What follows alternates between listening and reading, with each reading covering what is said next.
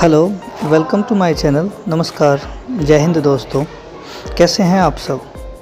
आज हम नेपाल देश की राजधानी काठमांडू का भव्य महादेव जी का मंदिर यानी पशुपतिनाथ मंदिर के बारे में बात करने जा रहे हैं। दोस्तों, अगर आप पशुपतिनाथ मंदिर या काठमांडू जाना चाहते हैं तो ये वीडियो आप लोगों के लिए काफ़ी यूज़फुल होने वाला है। इस वीडियो में मैं आपको बताऊंगा कि आपको काठमांडू कैसे पहुंचना है। काठमांडू जाने के लिए हमको भारत से नेपाल देश जाना होता है और नेपाल देश में प्रवेश करने के लिए हमको वहां करेंसी चेंज करानी पड़ती है। करेंसी चेंज कहाँ होती है, इसका मूल्य कितना होता है, क्या वहाँ हमारा एटीएम काम करता है, काठमांडू का ट्रिप कितने दिन का बनाएं, वहाँ रुकने की व्यवस्था क्या है, वहाँ की भाषा कैसी है, वहाँ कब जाना चाहिए, वहाँ खाने के ऑप्शंस क्या क्या हैं, खर्चा कितना आता है। दोस्तों, बने रहिए मेरे वीडियो में, मैं एक एक करके सब बातों के बारे में बताऊँगा। तो चलिए फ्रेंड्स, बिना देर किए बात करते हैं कि भारत से नेपाल कैसे जाएं। दोस्तों, भारत से नेपाल जाने के लिए हमारे पास 3 बड़े मेजर ऑप्शन हैं। पहला ऑप्शन यूपी के गोरखपुर होते हुए नेपाल जाएं, दूसरा ऑप्शन बिहार के रक्सौल होते हुए नेपाल पहुंचें, या थर्ड ऑप्शन उत्तराखंड के बनवासा बॉर्डर से भी हम नेपाल पहुंच सकते हैं। फोर्थ ऑप्शन फ्रेंड्स, सिक्किम से भी हम नेपाल जा सकते हैं, बट वो थोड़ा लंबा डिस्टेंस पड़ता है। इंडियन टूरिस्ट मेनली 2 रास्ते ज़्यादा प्रेफर करते हैं। पहला यूपी का गोरखपुर और दूसरा रक्सौल होते हुए नेपाल पहुंचना। तो फ्रेंड्स, इन मार्गों में से जो सबसे उचित मार्ग है वो है रक्सौल से वीरगंज, क्योंकि उत्तराखंड के बनवासा से कम टूरिस्ट जाते हैं और वो थोड़ा मुश्किल भी है। तो सबसे पहले हम बात करते हैं हमको नेपाल काठमांडू कैसे पहुंचना है और क्या क्या हमें जानना ज़रूरी है वहां पहुंचने के लिए। तो फ्रेंड्स, सबसे पहले हम बात करते हैं बिहार के रक्सौल होते हुए नेपाल काठमांडू कैसे पहुंचें। फ्रेंड्स, भारत के बड़े बड़े महानगरों से हमें रक्सौल के लिए डायरेक्ट ट्रेन मिल जाती है, और यदि डायरेक्ट ट्रेन नहीं भी मिलती है तो हम पार्ट काट कर भी रक्सौल पहुंच सकते हैं। जैसे कि बिहार के पटना से हमें रक्सौल के लिए लोकल ट्रेन मिल जाती है। फ्रेंड्स, रक्सौल स्टेशन पहुंचने के बाद वहां से हमें बाहर आना होता है और वीरगंज के लिए ऑटो या रिक्शा मिलता है, जिससे हम वीरगंज पहुंच सकते हैं। फ्रेंड्स, रक्सौल से वीरगंज जाते हुए हमें इंडिया नेपाल बॉर्डर पार करना होता है। इसी इंडिया नेपाल बॉर्डर पर हमें करेंसी चेंज करानी होती है, क्योंकि भारतीय मुद्रा नेपाल में नहीं चलती है।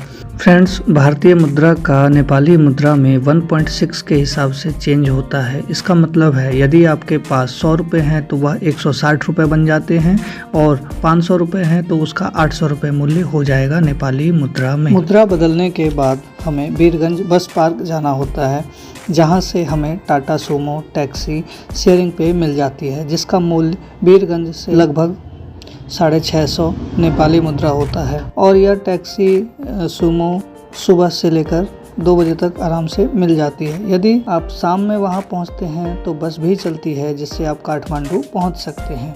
वीरगंज से काठमांडू लगभग 135 किलोमीटर है, जो कि पहाड़ी रास्तों के वजह से 5 से 6 आवर में पूरी होती है, और आप इस बीच रास्ते में खूबसूरत नज़ारे भी देख सकते हैं। अब बात करते हैं गोरखपुर से काठमांडू कैसे पहुँचें। फ्रेंड्स, गोरखपुर उनके लिए बेस्ट रहेगा जो दिल्ली, हरियाणा, जो नॉर्दर्न इंडिया से काठमांडू आना चाहते हैं। फ्रेंड्स, हालांकि दिल्ली से काठमांडू के लिए डायरेक्ट बस सेवा भी उपलब्ध है, परंतु इतनी दूर बस का सफ़र काफ़ी हेक्टिक यानी कि मुश्किलों भरा हो जाता है, क्योंकि दिल्ली से काठमांडू पहुंचने का समय लगभग 30 घंटे से ऊपर ही लगता है। इसलिए फ्रेंड्स, मैं कहूँगा कि आप ज़्यादा से ज़्यादा ट्रेन का सफ़र ही करें। फ्रेंड्स, यदि आपने मेरा चैनल अब तक सब्सक्राइब नहीं किया है तो कृपया करके मेरा चैनल सब्सक्राइब करें, शेयर करें, और कुछ यदि आपको पूछना है, कोई जानकारी चाहिए तो आप मुझे कमेंट कर सकते हैं। गोरखपुर आने के बाद हमें नौतनवा स्टेशन पहुंचना होता है। यदि डायरेक्ट ट्रेन नौतनवा के लिए मिल जाती है तो बेस्ट है, अदरवाइज़ आप गोरखपुर से लोकल ट्रेन लेकर भी नौतनवा आ सकते हैं। नौतनवा स्टेशन से हमें शेयरिंग टैक्सी या बस लेनी होती है, जो हमें यूपी नेपाल बॉर्डर, जिसमें इंडियन साइड को हम सोनोली और नेपाल साइड को भैरवा, जिसे सिद्धार्थ नगर भी कहते हैं, पहुंचा देती है। बॉर्डर पर करेंसी चेंज करने के बाद हमें सिद्धार्थ नगर से डायरेक्ट काठमांडू के लिए बस मिल जाती है, जिसका मूल्य वीरगंज की तुलना में थोड़ा ज़्यादा होता है, क्योंकि यहाँ से काठमांडू की दूरी लगभग 265 किलोमीटर है, जो कि 8 से 9 घंटे में पूरी होती है। फ्रेंड्स, काठमांडू में पहुंचने के बाद हमें लोकल बस से गौशाला जाना होता है, जहां भव्य महादेव पशुपतिनाथ मंदिर स्थित है और मंदिर के आसपास हमें कई धर्मशाला मिल जाती है, जिसका मूल्य 300 से 400 रुपये पड़ता है। यदि आप प्राइवेट होटल में रुकना चाहते हैं तो वह भी वहां उपलब्ध है, जिसका मूल्य 700 से लेकर 1000 नेपाली मुद्रा है। फ्रेंड्स, चलिए अब बात करते हैं वहां खाने के ऑप्शन क्या क्या उपलब्ध होते हैं। फ्रेंड्स, यदि आप वेज हैं अथवा नॉन वेज हैं, आपको वहां खाने की हर व्यवस्था मिल जाती है। पशुपतिनाथ मंदिर के दर्शन करने के बाद आप दरबार स्क्वायर, थमेल बाज़ार आदि भी घूम सकते हैं। तो फ्रेंड्स, चलिए अब बात करते हैं कि काठमांडू का ट्रिप कितने दिन का बनाएं। फ्रेंड्स, यदि आप काठमांडू घूमना चाहते हैं तो कम से कम 2 दिन का समय चाहिए, और यदि आप वहां से पोखरा व अन्य जगह भी घूमना चाहते हैं तो आपको कम से कम 4 से 5 दिन का समय चाहिए होता है। फ्रेंड्स, अब बात करते हैं हमारा एटीएम वहाँ काम करता है या नहीं। तो फ्रेंड्स, एटीएम काम करता है, लेकिन उसके लिए हर ट्रांजैक्शन पर आपको 175 रुपये एक्स्ट्रा चार्ज देना होता है। फ्रेंड्स, नेपाल घूमने का समय नवंबर से मार्च के बीच आप कभी भी वहां जाकर खूबसूरत नज़ारे देख सकते हैं। फ्रेंड्स, रही बात भाषा की, तो वहां पर भाषा की कोई प्रॉब्लम नहीं होती, क्योंकि वो लोग हिंदी भाषा बोलते भी हैं और समझते भी हैं। फ्रेंड्स, बात अगर बजट की करें तो लगभग 5000 रुपये लग जाते हैं यदि आप 2 दिन का काठमांडू का ट्रिप बनाते हैं पर हेड।